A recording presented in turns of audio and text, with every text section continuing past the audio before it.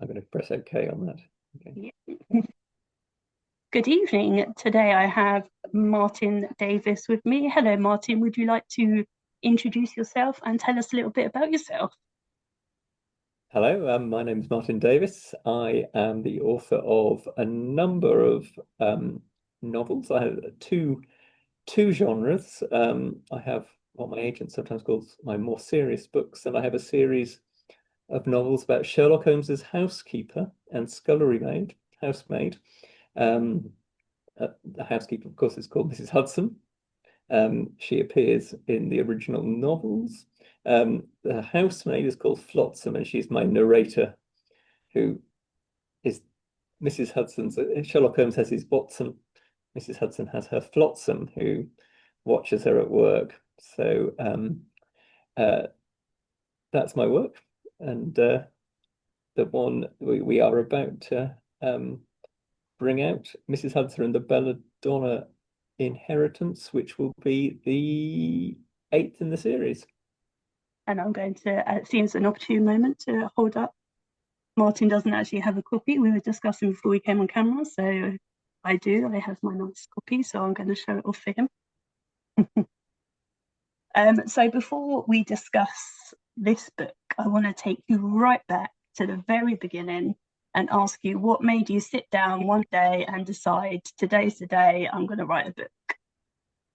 Uh, I didn't decide I was going to write a book, but I did sit down and decide I was going to write a first chapter. And this does go back quite a long way. It's my father's 70th birthday was approaching, and I was thinking this is probably an occasion where I should do more than just send him a pair of socks. Um, and I thought, what should I do to mark this? And when I was a young thing, he used to bring me back from the library the Sherlock Holmes books, and he'd bring them back and hand them over, and I'd read them avidly. And he used to say, "I bet that housekeeper would have a few stories to tell, wouldn't she?" So I sat down and thought, yes, I will write for him how the housekeeper comes to be working for Sherlock Holmes. So it was just a sort of first chapter which describes, from the point of view of Flotsam, how she meets Mrs. Hudson and how the pair of them come to be working in Baker Street for Sherlock Holmes.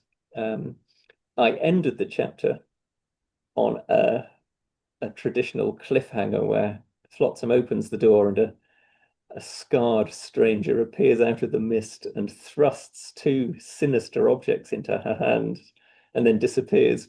Um, I had no idea what the significance of these objects was because I hadn't intended to write any more. But having written the first chapter, there were then happily a number of people said, "Oh, I want to know what happens next." So then I had to decide what these strange objects meant and why they had been delivered in this mysterious fashion.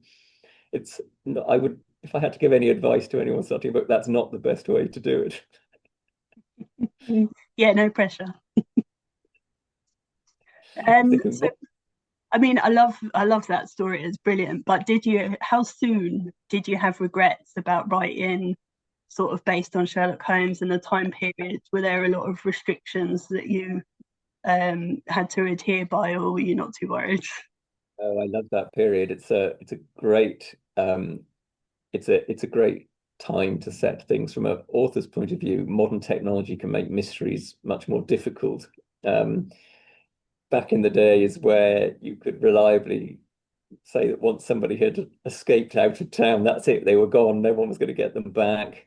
You had to rely on telegrams and things like that. You can get away with an awful lot by setting your novels then. Plus, I think everybody has an image of Sherlock Holmes's London, whether they've watched the old black and white films or modern TV series. They have an image of the city, the gas lamps, the fog, the cobbles, the hansom cabs rumbling up and down. And so, as I often say, it's not so much that the novels are set in an actual year, more that period of that they're more set in a sort of Sherlock Holmes film type environment as people would imagine it. Though they do have an actual historical date, and I bring in the series, I bring in various real historical characters who come and go from the plots. So yes, I love that period. It's great fun. And I've noticed because one of the reasons that I love Sherlock Holmes is because I love forensics, and he was really one of the first people to sort of not only brought it into fiction but sort of discovered some aspects. And I've noticed that you've put little touches of that in, which I really appreciated. So that was really cool. Did you have to do a lot of research for things like that? There is quite a lot of research if you're trying to get things right, and I do. I sort of there's a sort of inner historian in me that wants to make sure that the facts are right, and that there's no obvious things that people at home who know more about it than I do are going to hold their heads and go, no, that's all wrong. Um, it was very important to me that this wasn't a series about, oh, the women downstairs are the real brains behind the operation, and the men upstairs are just slightly bumbling. It was very important that in my novels, Holmes is still Holmes. He's still got all those amazing skills. But one thing that Holmes in the original stories does lack is he lacks those sort of soft social skills. And Mrs. Hudson, having worked in every great country house in the country, knows aristocrats, servants. She is incredibly well connected, which means that has um, she has access to information and access to um, answers that Holmes, for all his brilliance, deductive brilliance, can't have. And sometimes the two meet, and that he deduces that it must be a manor house in Sussex. And she knows the manor house in Sussex. She knows it must be because she recognizes the description of the staircase. So the two can play off each other in that way. And of course, Holmes is a terrible misogynist in the original story. So I like the fact that in my stories, he gradually comes to realize the worth of these women, these two women in his household who have who can bring extra things. Um, as Yeah, Flotsam I have always to said. say, because I'm coming into the series at book 8. I haven't read any of the others, but straight away I loved Flotsam, and I also loved the fact that the silver cupboards or whatever it is, and Yes. he knows that she can hear, and he doesn't mind, and then asks her opinion, and I'm just like, yeah, okay, that's very cool. Yeah, so I immediately I was like, okay, I'm gonna enjoy this. So especially from a female point of view, because yeah, it was just a tad misogynistic, but yeah, Yeah. she's great. And she always makes the point for Mr. Holmes, it really doesn't. I mean, this is the thing that he doesn't care about the social, it would have been considered shocking that someone would treat us, ask his housemaid to do something in that way. But he's no respecter of conventions. He is about efficiency and logic. And if the best way to do it is to get his scullery maid to interview the hysterical servant, then that's what he'll do because that makes sense. So Flotsam is often the best person to interview the teary maid who is a witness who is terrified of Sherlock Holmes and Dr. Watson, but will talk to Flotsam. And also, he asked for her opinion on stories in the paper, which I thought was brilliant as well. What a great way to. And in this, she spots the story about someone stealing left shoes and left socks, which I have to say is very random. but and I have yet to discover why that is. But I shall look Ah, forward to well, finding out. no spoilers. I will not say a word. But yeah, so and I also thought because not many women even read, did they? They weren't able to read, let alone be able to read the papers and give an opinion on the stories within them. So yeah, it was awesome. Yeah, I think the thing I like about the little sort of setup that I've created is the fact that Mrs. Hudson believes in education for young women, because otherwise, it says it's all right for boys, but if you ever want to be anything other than a housemaid, you need education. So she's been forced to learn all these different subjects at the hands of people Mrs Hudson knows. So and Flotsam is an orphan, so she has no. Sometimes in one novel, someone says that she doesn't know her place, and she says, "Well, it's true. I don't know my place. I have no idea what my place is." So in that sense, she is a sort of shapeshifter. She can be anything. I know authors hate this question usually because they've written a book so long ago, but do you want to give a brief outline of the story, obviously with no spoilers? Of the Belladonna inheritance. Yes. So there are, as you say, one of the first things that happens is that Holmes's attention is drawn by Flotsam to a series of robberies that have taken place. People have been mugged for their left shoes and socks. Um, he makes the point that the socks being stolen interests him far more than the shoes. But no spoilers about that. Simultaneously, um, Holmes is approached by a clergyman who is responsible for a very, very tiny charity um, for retired donkeys, which stands to inherit an absolute fortune if a certain will is found in their favor. And this is the Belladonna inheritance. Belladonna being a thoroughly unpleasant man who has made a lot of money from explosives and eventually has died in an explosion. And his son disappeared, was stolen, disappeared as a tiny infant. If the son doesn't appear before the end of the next month, the donkeys will get the lot. Um, if he does appear, um, he has to prove that he's him, and he has a scar. The baby has a scar to prevent other pretenders claiming the inheritance. He's kept the scar a secret, so there's a certain amount of guessing. No one knows what the scar is, and without going into detail, a lot of trouble ensues where the crucial information about the scar is lost, and you end up with foreign agents. The war office is involved because the Belladonna inheritance includes a formula for a new explosive that could be deadly, and there are foreign agents attempting to get it and attempting to put their person forward to claim the inheritance. So it's up to the people in Baker Street to work out who the real Belladonna heir is and why the left shoes and socks are being stolen and whether the donkeys are going to get a penny. Which just leads me to wonder what a strange place your mind must be. I mean, There are actually other subplots in there as well.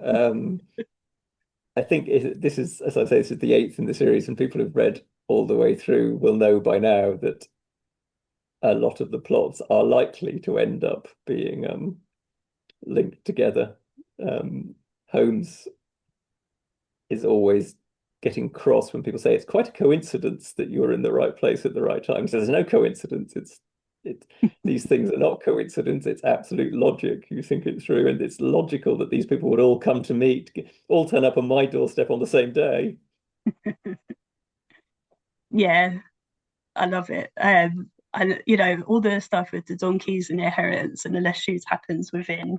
I don't know. I mean, I haven't read much less than a quarter, I think, and it all happens within that. So, if you like that sort of mystery, then you're gonna be hooked straight away.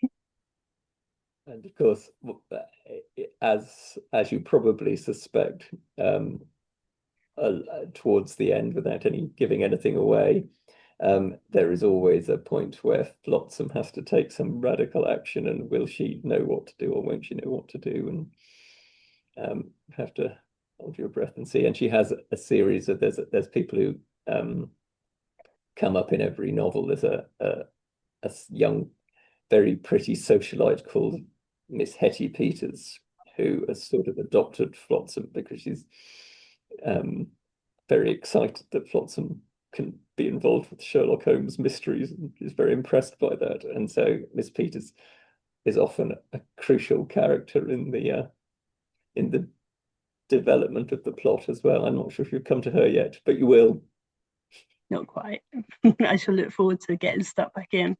Um, yeah, that's great. How did you choose names for your characters? Because obviously they have to be age appropriate and era appropriate. So, how did you go about choosing their names? Names, well, um, some names are real people. Um, in um, in some of the novels, people who turn up in Baker Street are genuine historical characters. So there is in the um, in the Belladonna inheritance, there is a very I'm not going to I don't want to say much about it because it will spoil some surprise, but there's a very eminent Victorian lady appears in Baker Street at one point. Um, the fictional names, I think, again, because it's 19th century, you have this sort of limited palette. But the real problem, the hard thing, is trying to think of all the different peers who owe Mrs. Hudson favors for whom she's done good turns and solved problems in the past. And I have to do a lot of going back and checking that I haven't used, have I used Lord Lord Ancaster before or not? And, so there's a certain amount of indexing required to make sure that these people don't get repeated out of turn. And how do you keep track of your characters? Are you a spreadsheet person or I'm memory? I'm very ill-disciplined. If I was a better person, I would have a card index for all the every minor character who's ever been mentioned in every novel, and I would know exactly who was who where. As it is, I frequently have to go back and reread bits in previous things just to check that yeah, but again, I will try not to give anything away, but in one of the later books in the series, a sort of master villain reappears on the scene. He is, if you like, the sort of below stairs Moriarty, and he has had a brush with Holmes and Hudson and Flotsam previously, and I found myself thinking, did Holmes actually ever see his face or not? And I really couldn't remember. I had to go and read my own book again to check whether he would recognize him in the street or not. If it makes you feel any better, Mark Billingham, if he doesn't remember, which he doesn't, um, he either goes onto social media and asks his readers, or he uses AI, I believe, and asks that what the character's eye color was, or what the names of the daughter was, because he has no idea. So I confess I have asked AI to tell me what happened in one of my own books on one occasion. Yes, it is quite good for that. It has lots of shortcomings and it can be a very dodgy research tool, but it's quite good for reminding you because when it says this is what happened, because you did write it, you think, oh yeah, that sounds familiar. I trust it on that. yeah. Oh, terrible, isn't it? It's making us lazy. That's what worries me. It But does make us lazy, and it can be. I was doing a little bit of checking. It was at the copy editing stage, and the copy editor had queried something, and I was thinking, no, that's the right word for that period. And I thought, I'll just check and I'll ask AI if that word was used in any other novels written in the 1890s. And it told me very convincingly, yes, it was in Henry James and the Turn of the Screw, and it even quoted the passage, except it was entirely made up. When I checked it against the actual passage, it just wasn't there. It had just made it up. oh no. Uh, so yes, you Um, have to be careful.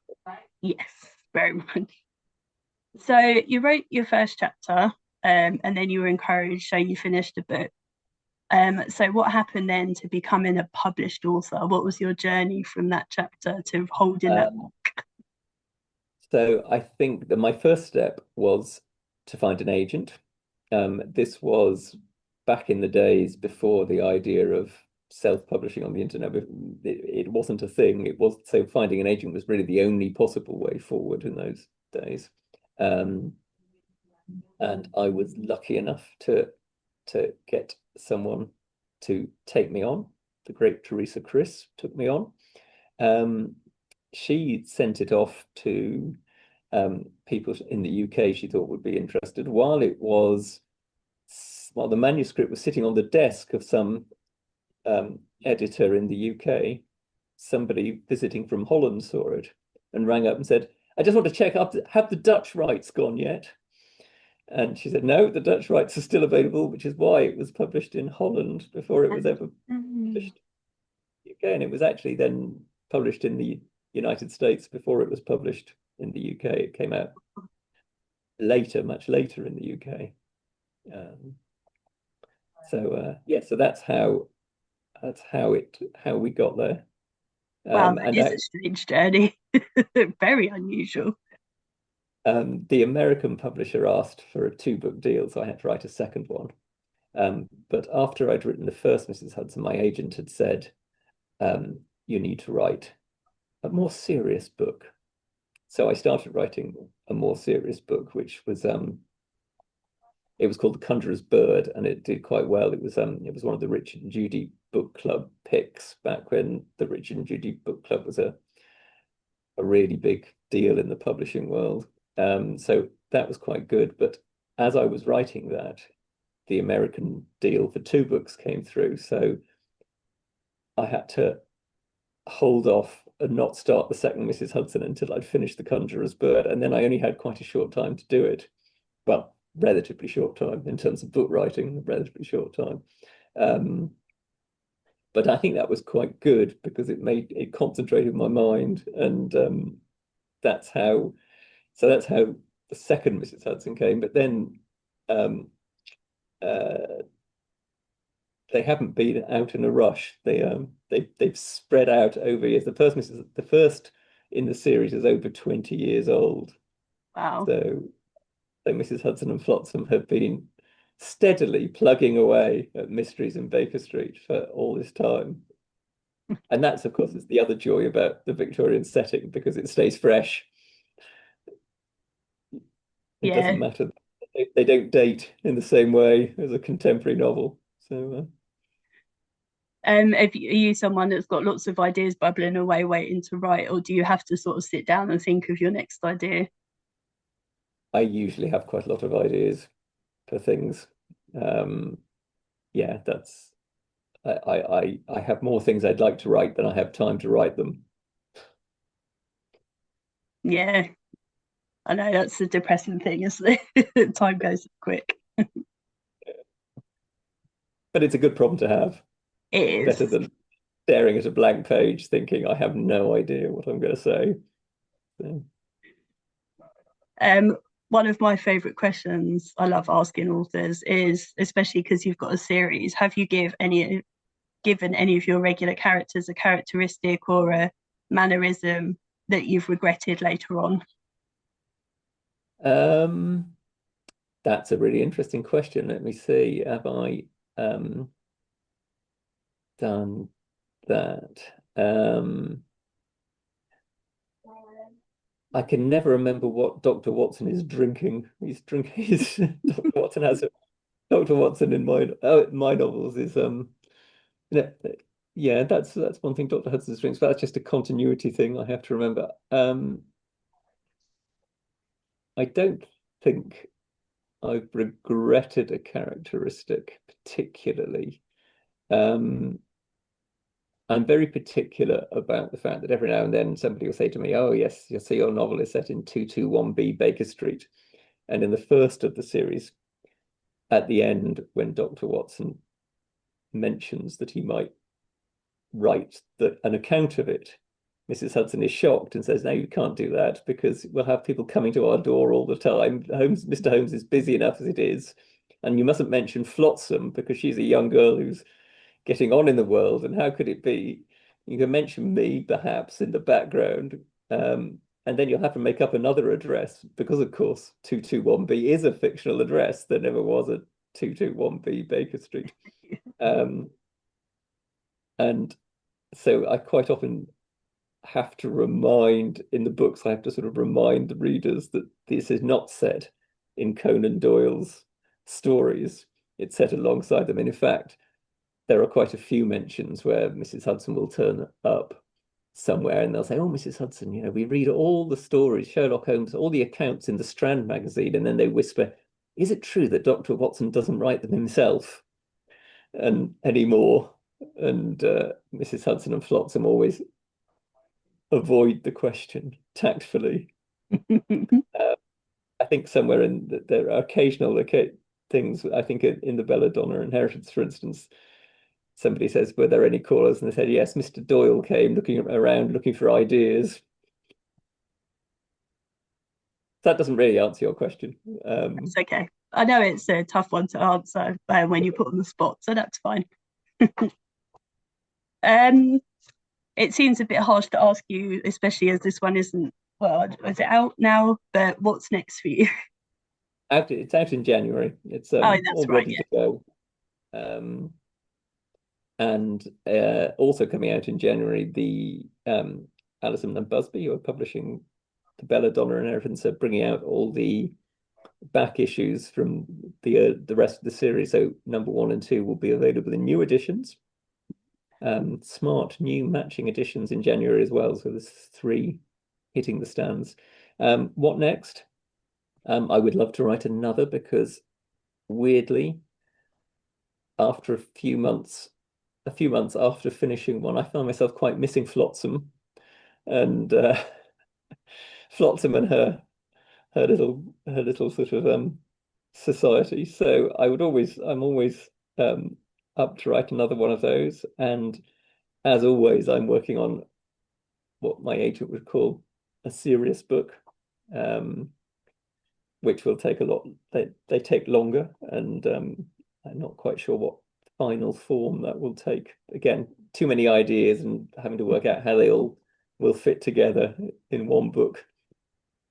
Um, but yes, so always a Mrs. Hudson on the horizon and always a serious novel on the horizon. And then I wait and see which one they jockey for position and we wait and see which one comes first.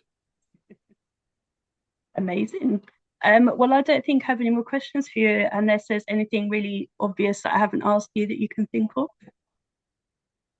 I I'm sure I will think of something. I'm sure I'll think of some characteristic I regret as soon as I've Well, then come you, off this. I will invite you back again in January, and then we can talk again when I finish the book, and I can ask you more questions, possibly before we start recording, so that we don't spoil it. Well, thank you, and feel free to let me know what you think of the other Absolutely. woman in the story, So I Hetty shall Peters' third just show woman. it off again for you. Have I got the date? Actually, I've got the 22nd of January. It's out. January. So There we I go. shall post in my group as well on the day, happy publication day for you, and the link so Great. everyone can go buy it. And I shall share my review there as well, so everyone knows how much I loved it and that they should go buy it. Lovely. Thank you. Thank you. Uh, Thank you for joining me. Nice meeting you. And our dogs didn't bark. No, The they were dogs very well didn't behaved. bite.